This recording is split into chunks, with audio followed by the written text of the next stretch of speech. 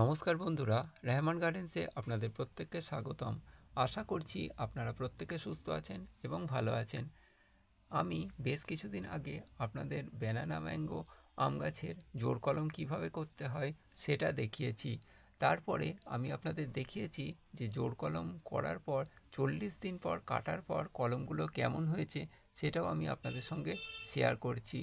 এবার আমি দেখাচ্ছি যে 4টি আম গাছ আমি নার্সারি থেকে কিনে এনেছিলাম ব্যানানা ম্যাঙ্গোর, 4টি আম গাছের সঙ্গে জোড় কলম করে মাথাগুলো কেটে নেওয়ার পর গাছগুলো কেমন দেখাচ্ছে।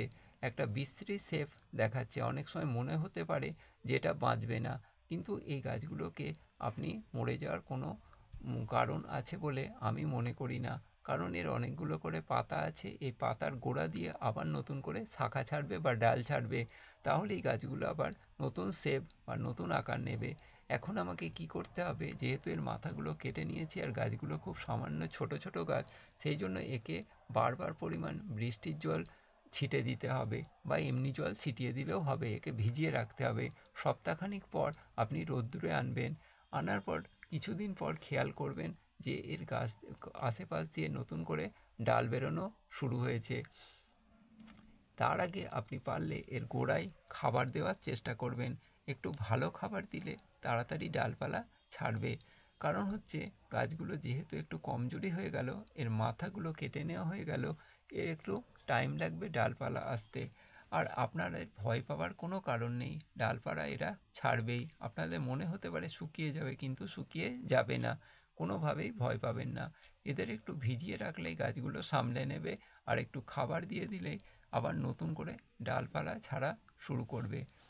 ভিডিওটা আপনাদের কেমন লাগছে বা তথ্যগুলো আপনাদের কেমন লাগছে সেটা অবশ্যই জানাবেন। আর ভিডিওটা ভালো লাগলে বা তথ্য পেয়েছেন বলে মনে হলে আপনি অবশ্যই সাবস্ক্রাইব করে চ্যানেলটার পাশে থাকবেন। আর এই ব্যানানা ম্যাঙ্গো যেহেতু খুব ভালো ভ্যারাইটিস, সেই জন্য আমি বেশ অনেক কটা গাছই কিনেছি আর অনেক কটা সিডলিংয়ের গাছ তৈরি রেখেছিলাম এগুলোর থেকে কলম করার জন্য।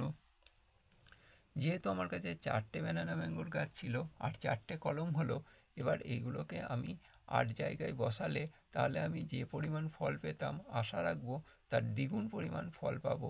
পাড়া প্রতিবেশী বন্ধুবান্ধবদেরও দিতে পারবো।